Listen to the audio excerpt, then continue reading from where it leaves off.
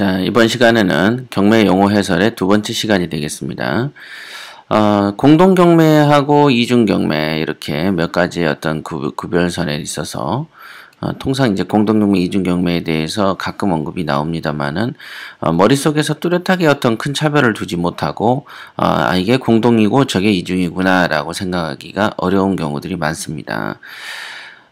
어떤 게 공동 경매고 이중 경매냐. 어찌됐든 경매라는 것이 복수로 이루어졌다라는 느낌이 오지 않습니까? 그쵸? 공동으로 했고 이중으로 했다. 그러니까 경매라는 것 자체가 공동으로 이루어진 거죠.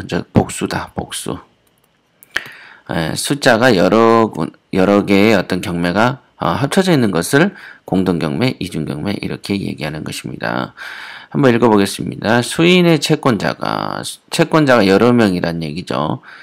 동시에 경매를 신청하거나 아직 개시 결정을 하지 아니한 동안에 다른 채권자로부터 경매 신청이 있으면 수개의 경매 신청을 병합해서 한 개의 개시 결정을 한다. 이걸 공동으로 한다. 즉 공동 경매다라고 생각을 하는 겁니다. 그 수인은 공동의 압류 채권자가 되고 집행절차는 단독으로 경매 신청을 한 경우에 준하여 실시된다. 왜? 수인의 채권자가 동시에 신청을 했지만 한 개의 경매 개시 결정을 했기 때문에 공동 경매다라고 얘기하는 것이고요.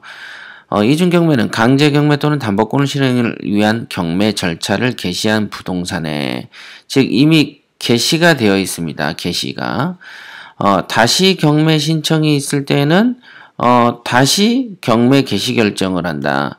그 다음에 먼저 개시한 경매 절차에 따라서 진행되는 경우다. 이렇게 되어 있습니다. 그러니까 자 보시죠. 캔버스 블랙으로 가시죠. 자, 공동 경매는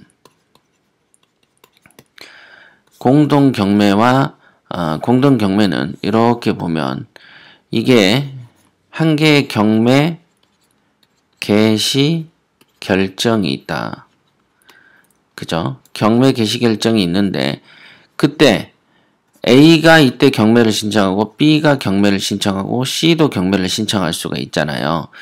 국민은행 또는 압류권자, 그 다음에 임차권자 이렇게 경매를 신청할 수는 있습니다만은 한 개의 경매 개시 결정을 하게 되는 경우가 있다. 그 경우는 어떤 경우냐면 이 한 개의 경매 개시 결정을 하기 전에 들어왔기 때문에 셋을 뭉뚱그려서 하나의 개시 결정으로 가서 하나의 경매로 끌어가는 거죠.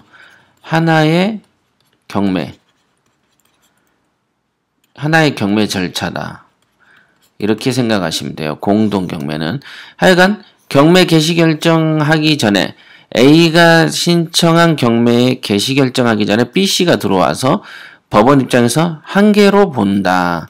그래서 공동 경매다. 이렇게 생각을 하시면 되고, 이중 경매는 A가 경매를 신청해서 한 개의 개시 결정이 있다 이거죠. 경매 개시 결정이 있어요. 한 개의 개시 결정이란 건 등기가 기록이 되는 것이죠. 그러다가 B가 이 시점에서 경매를 신청합니다. 그러면 또 B가 신청한 걸로 B의 개시 결정을 하죠. B의 개시 결정. 그렇죠? 이런 식으로 여러 개의 개시 결정이 있는 것을 이중 경매라고 한다. 그러니까 공동 경매와 이중 경매의 가장 큰 차이점은 B가 들어온 시점이 언제냐? 개시 결정이 된 이후에 들어왔다. 공동 경매는 개시 결정하기 전에 A, B, C가 겹치는가 한 번에 개시 결정을 하는 것이고, 그러니까 등기부상의 경매 개시 결정, 즉 가끔 보면 임의경매 신한은행, 임의경매 국민은행, 그럼 이건 누가 봐도 두 개가 있잖아요. 그러면 이중 경매가 되는 것이죠.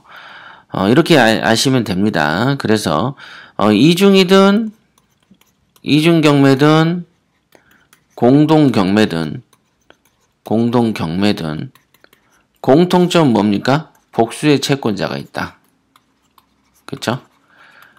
복수의 채권자, 즉 A, B, C가 존재한다는 것이고, 차이점은 뭡니까? 차이점은 경매 개시 결정이 있기 전이냐 후냐.